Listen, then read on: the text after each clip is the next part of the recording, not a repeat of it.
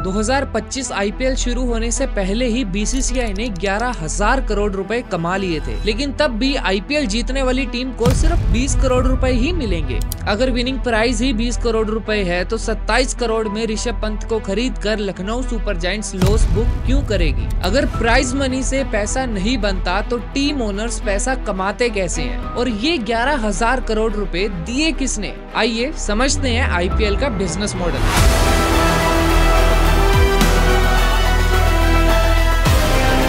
Indian Premier League. It's the fastest growing sports league in the world. Just 74 matches makes each one worth over $15 million.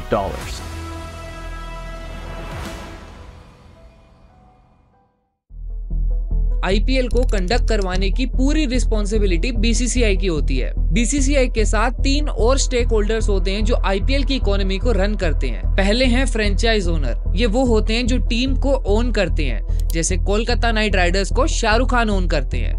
फिर आते हैं broadcasters and streamers, ये वो channels होते हैं जहां पर आप आईपीएल देख पाते हैं, जैसे 2025 में जियो हॉटस्टार पर आईपीएल लाइव स्ट्रीम होता है। तीसरे हैं स्पॉन्सर्स, जो कि स्पॉन्सर करती है आईपीएल टीम्स और ब्रॉडकास्टर्स को। आईपीएल की गवर्निंग बॉडी बीसीसीआई के मेनली 2 सोर्स ऑफ रेवेन्यू होते हैं। सबसे पहला स्पॉन्सर्स। अब यहाँ पर स्पॉन्सर्स भी 2 तरह के होते हैं। पहले होते हैं टाइटल स्पॉन्सर्स। ये स्पॉन्सर्स वो होते हैं जिनका नाम आईपीएल से पहले लिखा जाता है, जैसे अभी के लिए आईपीएल को टाटा आईपीएल बोला जाता है। जब 2008 में आईपीएल शुरू हुआ था तब इसे डीएलएफ आईपीएल बोला जाता था। उस टाइम पर डीएलएफ ने 40 करोड़ एनुअली पे किए थे ताकि उनका नाम आईपीएल से पहले बोला जाए। आज 2024 से 2028 तक के टाइटल स्पॉन्सर्स के लिए टाटा ने 2500 करोड़ रुपए दिए हैं, मतलब 500 करोड़ हर साल के। ब्रांड्स टाइटल स्पॉन्सर इसीलिए खरीदती हैं ताकि वो अपने ब्रांड की अवेयरनेस बढ़ा सके। अब इन टाइटल स्पॉन्सर से बीसीसीआई जितना भी पैसा कमाती है उसके 2 हिस्से किए जाते हैं। 50% जाता है बीसीसीआई को और बाकी 50% सभी टीम्स में इक्वली डिवाइड कर दिया जाता है। दूसरे तरह के स्पॉन्सर्स वो होते हैं जो ऑफिशियल स्पॉन्सर्स होते हैं, जैसे थर्ड एम्पायर के डिसीजन के टाइम पर वंडर सीमेंट दिखाया जाता है और टाइम आउट के लिए सीएट स्ट्रेटेजिक टाइम आउट बोला जाता है। इनके साथ माई सर्कल 11, रूपे, एंजल वन जैसे बहुत सारे पार्टनर्स हैं जिन्होंने आईपीएल को स्पॉन्सर किया है। इन सभी स्पॉन्सर से बीसीसीआई अप्रोक्सीमेटली 325 करोड़ रुपए कमाएगी एनुअली। अब बात करते हैं दूसरे तरीके की जिससे बीसीसीआई ने सबसे ज्यादा पैसा कमाया है, वो है बाय सेलिंग मीडिया राइट्स। अब ये वो राइट्स होते हैं जो ब्रॉडकास्टर्स को मिलते हैं जिससे वो अपने चैनल पर आईपीएल प्ले कर पाते हैं। चैनल्स ऐसा सिर्फ व्यूज के लिए करते हैं क्योंकि इंडिया में आईपीएल देखने वालों का नंबर बहुत बड़ा है। आईपीएल के टाइम पर इन चैनल्स की वॉचिंग पीक पर जाती है। बीसीसीआई ये मीडिया राइट्स एक अमाउंट के बदले में देती है।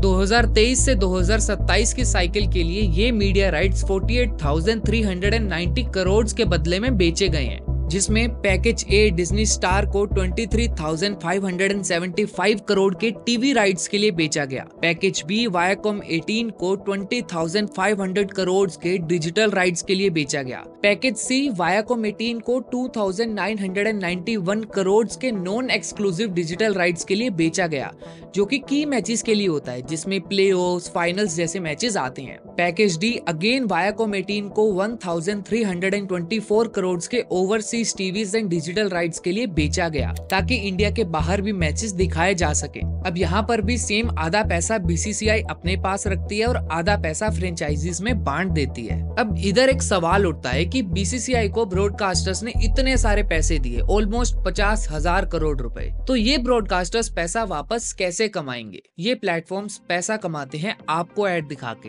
ये वही एड्स होती हैं जो आउट होने के बाद या ओवर खत्म होने के बाद दिखाई जाती है। अगर आप डिज्नी स्टार पर आईपीएल के टाइम पर सिर्फ 10 सेकंड की एड चलाना चाहते हैं तो आपको उसके लिए अराउंड 15 से 20 लाख रुपए देने होंगे। 10 सेकंड की एड के लिए 15 से 20 लाख रुपए। ये रेट इतना ज्यादा हाई इस वजह से है क्योंकि व्यूअर्स का नंबर बहुत बड़ा होता है। सेम इसी तरह जियो हॉटस्टार भी एड्स बेचकर पैसा कमाता है, लेकिन इनका स्ट्रक्चर थोड़ा अलग होता है। अब क्योंकि ये एक डिजिटल प्लेटफॉर्म है तो इनके पास व्यूअर का डाटा होता है, तो ब्रांड्स थोड़ा पर्टिकुलर होकर एड चला सकते हैं। अगर आप इस प्लेटफॉर्म पर नॉर्मल बैनर भी लगाना चाहें तो उसकी कॉस्ट 0.075 रुपीस पर इम्प्रेशन हो सकती है। वहीं अगर आप एक प्रीमियम वीडियो एड लगाना चाहें जहां पर आप खुद डिसाइड कर सकते हैं कि आपको स्पेसिफिकली एड किन्हें दिखानी है, कौन सी सिटी में दिखानी है, तो वो प्राइस 0.48 रुपीस पर इम्प्रेशन तक भी जा सकता है। अब क्योंकि इस प्लेटफॉर्म पर व्यूअर बहुत सारे हैं और एक मिनिमम बिलिंग अमाउंट भी होती है, तो ये प्लेटफॉर्म बहुत सारे पैसे एड से ही कमा लेता है। इन तरीकों से ब्रॉडकास्टर्स अपना पैसा वापस कमाते हैं। बीसीसीआई और ब्रॉडकास्टर्स के बाद अब देखते हैं कि फ्रेंचाइज ओनर जो कि टीम ओनर होते हैं वो पैसा कैसे कमाते हैं। अब एक तरीका तो वो था जिसमें बीसीसीआई ने जो कमाया उसका 50% इनमें बांट दिया, बट फिर भी एक टीम को रन करने के लिए इतना काफी नहीं है, क्योंकि एस्टिमेट लगाएं तो अप्रोक्स 200 करोड़ रुपए चाहिए होते हैं एक टीम को चलाने के लिए, जिसमें प्लेयर्स की सैलरीज, ट्रेवल, कोचिंग, मार्केटिंग ये सब आता है। इसके साथ ही फ्रेंचाइजी को अपनी सेंट्रल रेवेन्यू स्ट्रीम